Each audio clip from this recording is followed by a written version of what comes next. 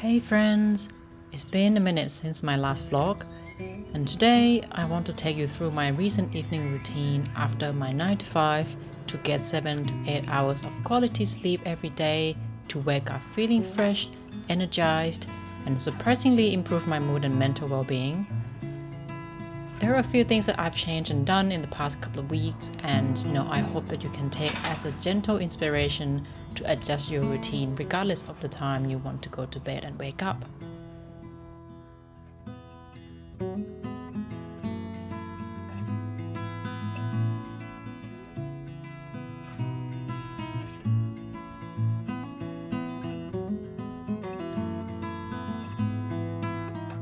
It all starts at 5 p.m. Time to wrap up and log off from work, and slowly, gently bringing myself to a cozy corner, which is the kitchen.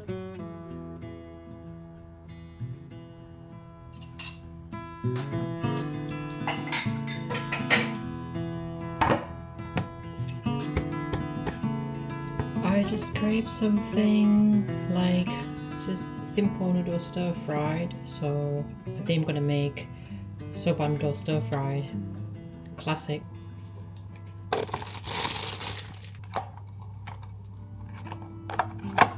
The first thing that I adjusted to my evening routine is to eat dinner a little bit earlier than usual, and this is mainly because I want to have that healthy gap between my dinner, dessert, and bedtime.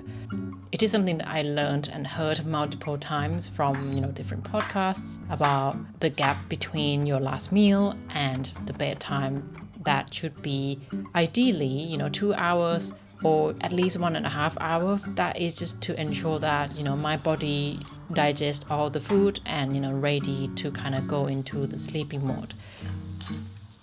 And that is something that I personally pushed off or brushed it off and felt like I felt fine, and I felt like, why do I have to take this seriously? Because I wanted to improve my sleep, so I tested out this theory.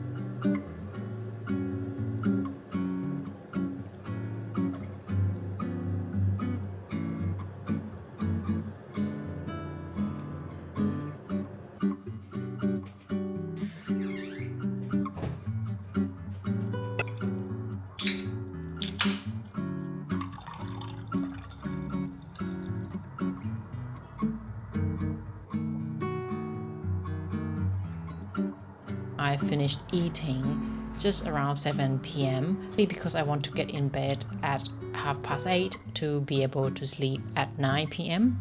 And if you've been watching my vlog for a while, you know that your girl goes to the gym at 5 a.m. in the morning. To get that 7-8 hours of quality sleep, I have to go to bed at 9 p.m. You don't have to do the same if you don't get up at the crack of dawn like me to go to the gym. And tell you what, I think it's actually true.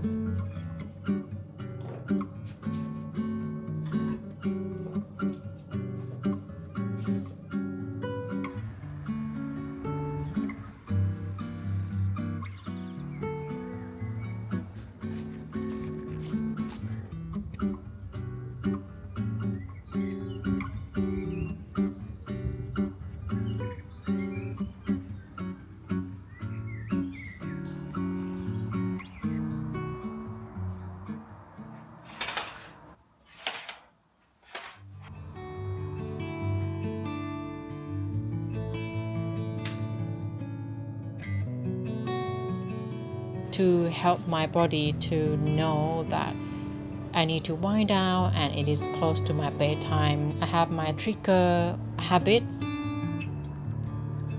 So my key trigger action is to get into my pajama and to wash my face. I would recommend you to find that one.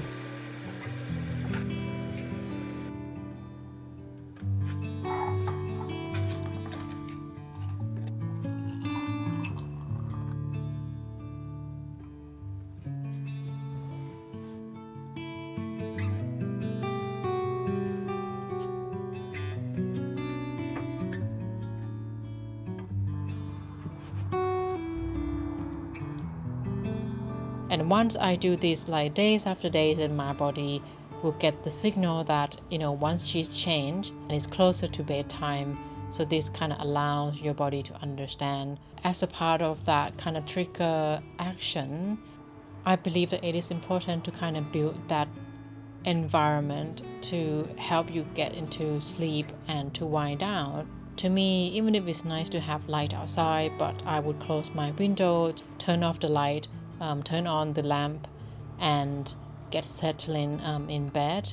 And before I actually go to bed, I've been trying to find several activities, as everyone would say and as you expect, not being on my phone, not watching any series or not being on Instagram or TikTok actually helped a lot for my brain to kind of stop working. And I would help myself with some tea, have a book on my side table, and start reading.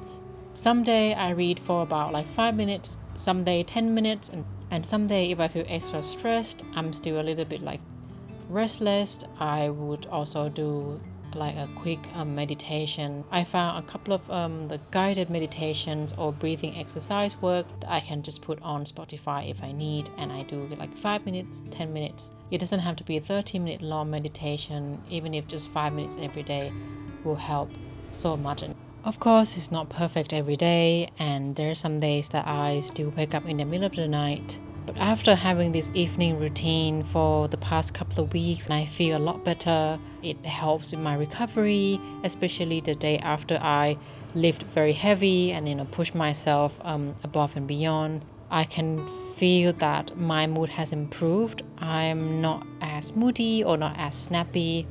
My period is approaching very soon. I still feel like I can manage my emotions, and surprisingly, I also feel a lot better about myself. I think this shows that good quality sleep, to meet my needed sleep every night, plays significant roles, not just to my physical health but also my mental health. I hope that you find all of these helpful and easy to incorporate into your routine, your day. And of course, if you don't wake up at 5 a.m., that's absolutely fine. I think this is like a very simple adjustment that you can do whatever time that you go to bed and whatever time that you want to wake up. But the most important thing is that you go to bed around the same time every day to be able to wake up around the same time every day. That builds your sleep consistency. I'm gonna start winding down now, read my book, and yes, looking forward to a very good night's sleep tonight.